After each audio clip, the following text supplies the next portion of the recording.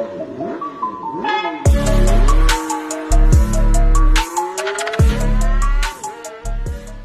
morning mga sangkay, nakikita nyo yan. Nag-i-enjoy yung mga uwak. Uwak yung mga ibon na makikita mo lagi rito sa Japan. Ayan, nakikita nyo. Naghahanap ng madadagit na pagkain. Ayan. Doon sa may gilid. Ayan.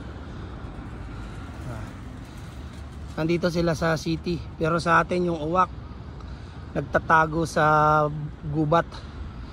Pero nandito sila sa city ng Japan, mga uwak.